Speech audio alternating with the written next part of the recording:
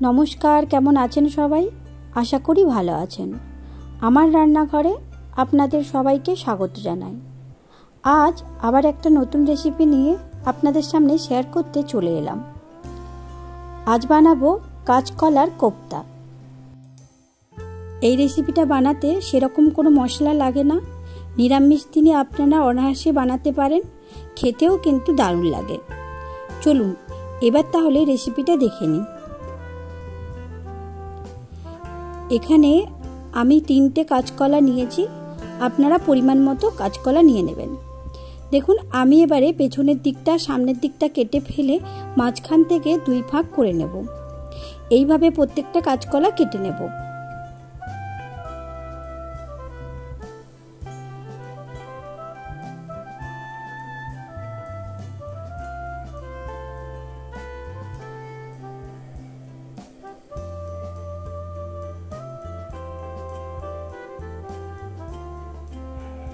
কাঁচকলাটা আমার কাটা হয়ে গেছে। এরপরে একটা আলু নিয়ে নেব। আপনারা পরিমাণ মতো নিতে পারেন। এবার কেউ যদি আলুটা না পছন্দ করে তাহলে আলুটা স্কিপ করতে পারেন, তবে আলু দিলে এই কোপ্তাটার টেস্টটা আরও ভালো হয়। এবার আলুটাকে ছাড়িয়ে মাঝখান থেকে কেটে নিলাম।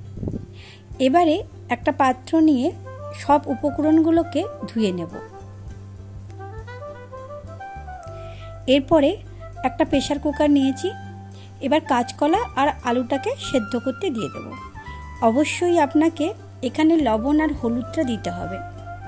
আপনারা কড়াতে করতে পারেন, যেহেতু কাঁচকলা শক্ত তাই আমি প্রেসার কুকারে সিটি মেরে নিতে হবে। এবার দেখুন, একটু হলুদ আর লবণ দিয়ে দিলাম। এখানে কিন্তু এই হলুদ আর লবণটা একেবারেই স্কিপ করা যাবে না। এবার ঢাকনাটা লাগিয়ে আমি 2টো সিটি মেরে নিয়েছি। এবার দেখুন, কাঁচকলাটা আমার সেদ্ধ হয়ে গেছে। এবারে কাঁচকলাটা প্রেসার কুকার থেকে বের করিয়ে আমি জলের মধ্যে রেখে দিয়েছি ঠান্ডা করার জন্য। কাঁচকলাগুলো ঠান্ডা হয়ে গেছে। এরপরে একটা থালা নিয়েছি। এবার কাঁচকলার যে খোসাগুলো ওগুলো ছাড়িয়ে নেব।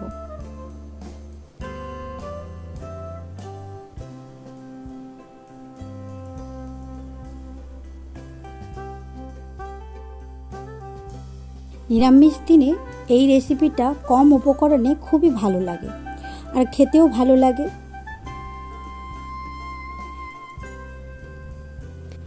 এবার দেখুন, কাঁচকলাগুলো আমার ছাড়ানো হয়ে গেছে। এবার কয়েকটা কাঁচা লঙ্কা আমি ছোট ছোট করে কেটে নিলাম। কারোর বাড়িতে যদি বাচ্চা থাকে তাহলে এটা স্কিপ করতে পারেন। এরপরে আমি কাঁচকলার আলুটাকে ভালো করে মেখে নেব।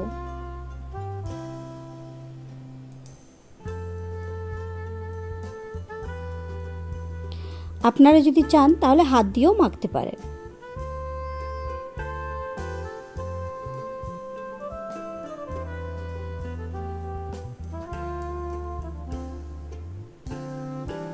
এরপরে এখানে দিয়ে দিলাম পরিমাণ মতো লবণ, এবার সামান্য হলুদ গুঁড়ো, এরপর দিয়ে দেব পরিমাণ মতো ধনিয়া গুঁড়ো, এরপরে দিয়ে দেব 1/2 টিস্পুন মতো লঙ্কার গুঁড়ো। ঝালটা আপনারা আপনাদের স্বাদ অনুযায়ী দেবেন।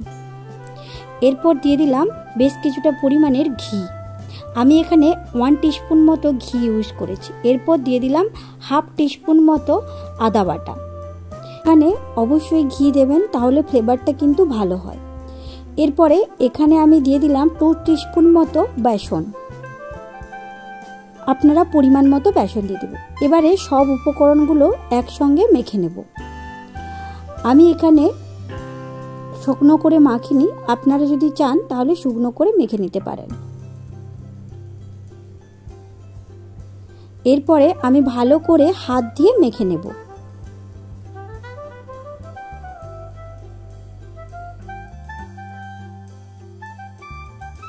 এইভাবে মিশ্রণটিকে আমি আধা ঘন্টা মতো রেখে দেব। আপনারা কিন্তু লবণটা একটু দেখে নেবেন। এরপর এখানে আমি নিয়ে নিয়েছি একটা বড় সাইজের আলু। এবার আলুটাকে ডুমু ডুমু করে কেটে নিয়েছি, দিয়ে জল দিয়ে ভিজিয়ে রেখেছি, যাতে করে আলুর কালারটা কালো না হয়ে যায়। এরপর এখানে নিয়ে নিয়েছি 1 ইঞ্চি আদা, একটা ছোট সাইজের টমেটো আর কয়েকটা কাঁচা লঙ্কা। নিয়ে ভালো করে পেস্ট করে নিয়েছি। এবার আধা ঘন্টা হয়ে গেছে। এরপরে আমি বড়াগুলোকে ভেজে নেব। এবার একটা প্যান নিয়েছি। এবার একটু সাদা তেল দিয়ে এবার আস্তে আস্তে বড়াগুলোকে ভেজে নেব।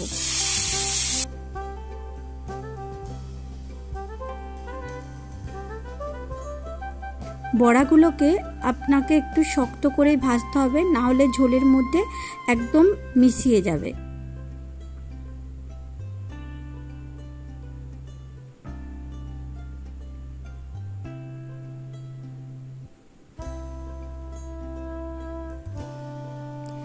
চাইলে আপনারা এখানে পেঁয়াজ কুচিও দিতে পারেন, যেহেতু আমি একদম নিরামিষ রান্না করছি তাই আর পেঁয়াজ কুচি দিইনি। এবার দেখুন বড়াগুলো প্রায় আমার ভাজা হয়ে গেছে। এবার বড়াগুলোকে তুলে নেব।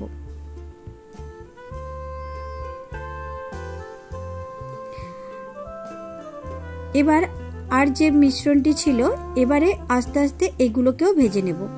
দেখুন ভাজা হয়ে গেছে, এবার তুলে নেব।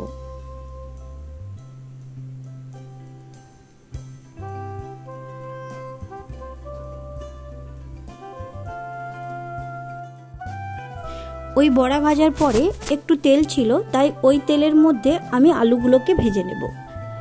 এখানে আপনারা যদি চান আলুগুলোকে নাও ভাজতে পারেন। এবার দেখুন আলুগুলোকে একটু লবণ দিয়ে ভেজে নিলাম। এই দেখুন বড়াগুলো যে তুলে রেখেছিলাম, বড়াগুলো এইভাবে আপনারা খালিও খেতে পারেন। আমি একটা হাত দিয়ে দেখাচ্ছি কতটা সফট হয়েছে। এই দিকে আমার আলুগুলো ভাজা হয়ে গেছে। এবার আলুগুলোকে তুলে নেব। এরপরে একটা কড়া নিয়েছি, এখানে পরিমাণ মতো সর্ষের তেল দিয়েছি। এবার সর্ষের তেলের ওপরে পরিমাণ মতো গোটা জিরে আর তেজপাতা দিয়ে এরপরে টমেটো, আদা আর কাঁচা লঙ্কার পেস্টটা দিয়ে দেব। এবার পরিমাণ মতো হলুদ দিয়ে দিয়েছিলাম। এবার পরিমাণ মতো লবণ দিলাম, দিয়ে ভালো করে কষিয়ে নিতে হবে। আমি এখানে প্রায় 2 থেকে 3 মিনিট মতো ভালো করে কষিয়ে নিয়েছি। এরপরে 2-3টে কাঁচা লঙ্কা দিয়ে দিলাম। এবার একটু জল দিয়ে কষিয়ে নিলাম। এরপরে এখানে দিয়ে দিলাম লঙ্কার গুঁড়ো, হলুদ গুঁড়ো আর জিরে গুঁড়োকে আমি একটা জলের মধ্যে গুলিয়ে রেখেছিলাম। এবার ওই জলটা দিয়ে দিলাম। দিয়ে 2 থেকে 3 মিনিট পুরো শুকনো করে মশলাটাকে কষিয়ে নিতে হবে। এরপরে আমি এখানে ওই ভেজে রাখা আলুগুলোকে দিয়ে দিলাম। দিয়ে আবারও 2 থেকে 3 মিনিট মতো ভালো করে কষিয়ে নিতে হবে।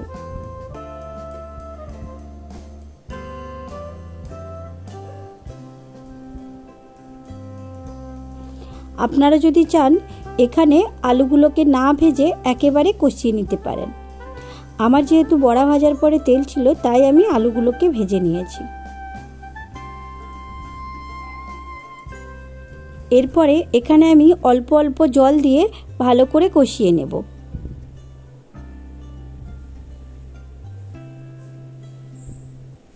এখানে দেখুন মশলা থেকে প্রায় তেল ছেড়ে দিয়েছে। এরপরে এখানে আমি 1.5 কাপ মতো জল অ্যাড করেছি। যেহেতু আলুটা সেদ্ধ হবে তাই আমি 1.5 কাপ মতো জল অ্যাড করলাম। এবার দেখুন প্রায় আমার 5 থেকে 6 মিনিট ফুটে গেছে। এরপরে আমি এখানে দিয়ে দেব ভেজে রাখা বড়া।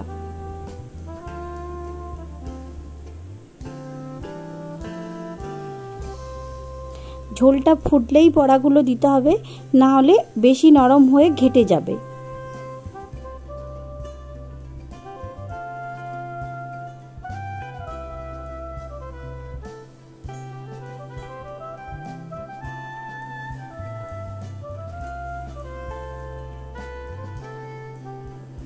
ছোট থেকে বড় এই রান্নাটা কিন্তু সবাই পছন্দ করবে।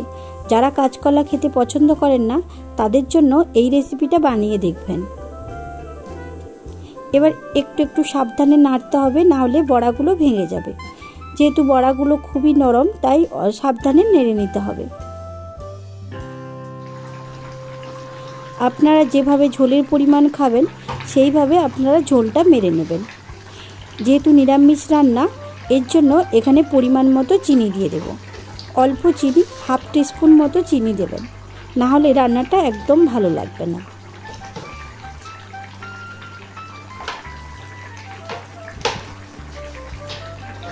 এখানে আমি আবারও ঢাকা দিয়ে 2 থেকে 3 মিনিট ফুটিয়ে নেব। আমি কিন্তু খুবই সাবধানে নাড়ছি যাতে করে বড়াগুলো না ভাঙে। এখানে আলুটাও ভালো মতো সেদ্ধ হয়ে গেছে এবং বড়াগুলোর মধ্যেও ভালো মতো মশলা ঢুকে গেছে। বড়া আছে একটু ফুটোতে হবে, না হলে বড়ার মধ্যে মশলা ঢুকবে না। তাই আমি বেশ কিছুক্ষণ সময় ধরে জিরো ফ্লেম করে ফুটিয়ে নিয়েছি। এরপরে এখানে নামানোর আগে 1 টিস্পুন মতো আমি এখানে ঘি দিয়ে দেব।